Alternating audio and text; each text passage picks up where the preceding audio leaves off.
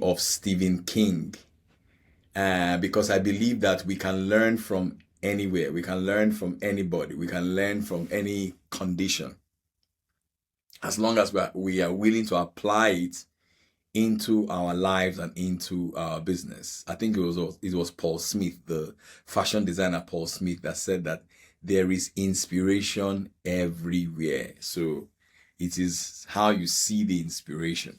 So Stephen King is a novelist, an American novelist. He's an American horror and suspense novelist.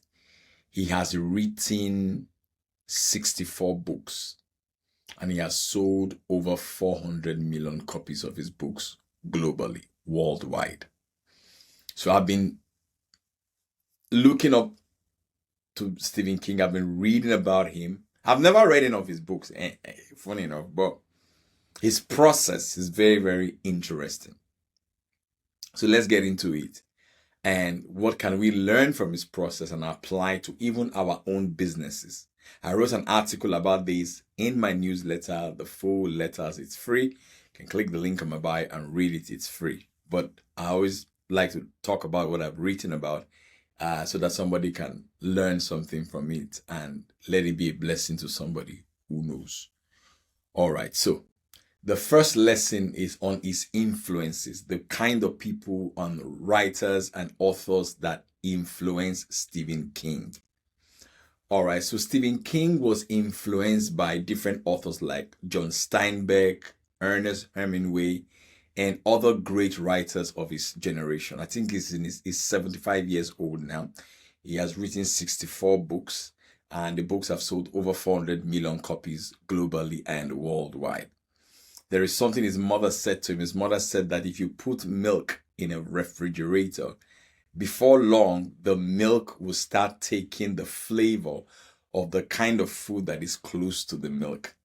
He says when you put milk in a refrigerator, before long, the milk will begin to take the flavor of the food that is close to the milk in the refrigerator. So he said that as an author, you start first by copying other people, by imitating.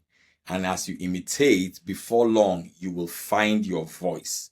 So it is okay to start whatever path. The truth of the matter is that any path that you're on, you usually stand on the shoulder of those who have walked that path before you.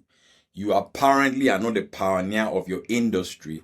There are people who have done it before. So no matter what you do, no matter how innovative or creative you are, you would definitely stand on the shoulders and build from the shoulders of those who have walked the path before you. So that's the first lesson that I learned from Stephen King, and I thought that was very powerful. The second lesson was on branding, and I thought that was so good. So Stephen King wrote a book in his pseudonym.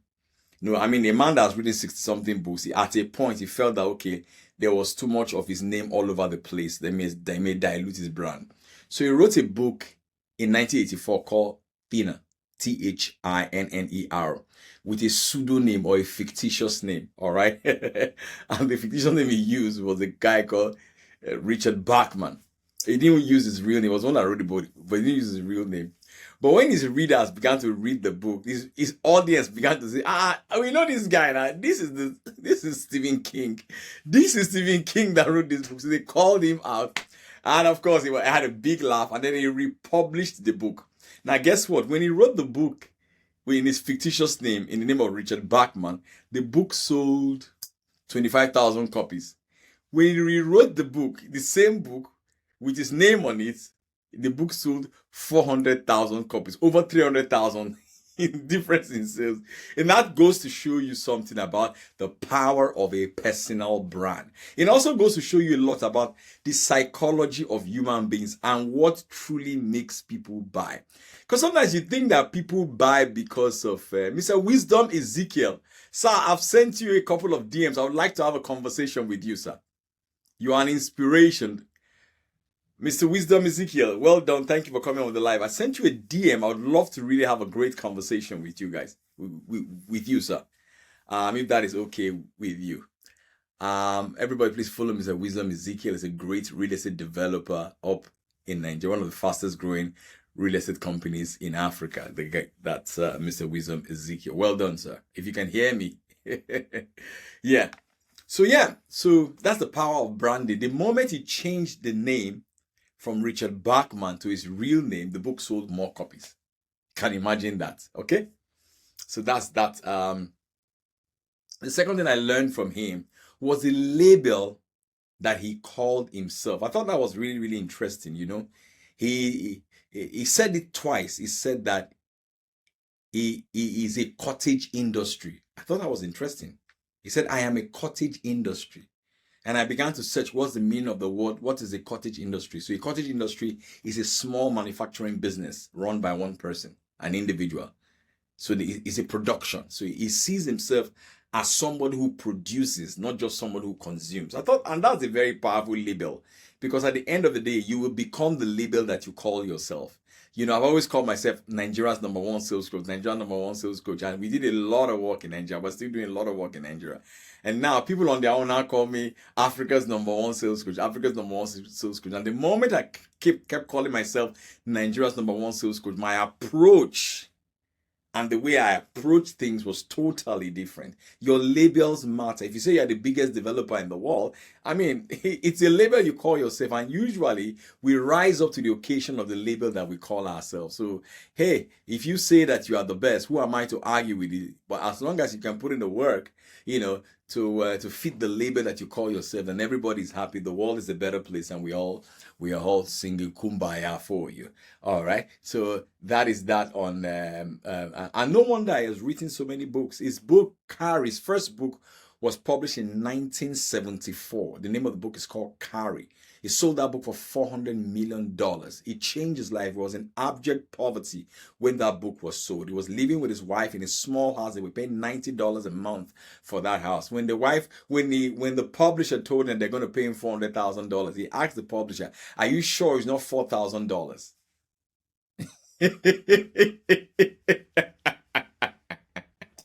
Oh, a great man, a great man. Let's look at his thing on hard work. He says that he reads between 70 to 80 books in a year. He said you can't say you want to be a great writer and you don't read. That the only way to be a great writer is to read a lot and to write a lot. He writes 8 pages every single day. So 8 pages a day by 30 days, that's like 180 pages. So in 2 months, the 300 something pages. No one can write such big books.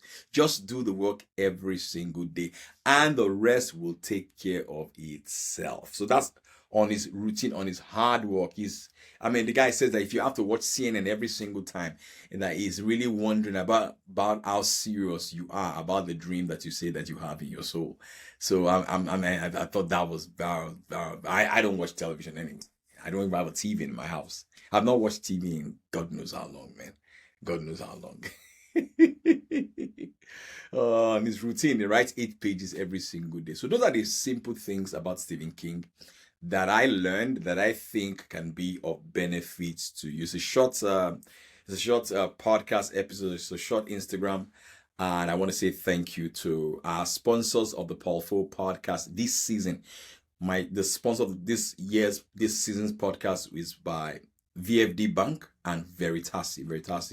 VFD Bank is a bank in Nigeria. It's one of the fastest growing banks in Nigeria. I'm going to put a link in the show notes. And Veritasi is also a development company. So they are the sponsors of this episode of the Paul Foh podcast.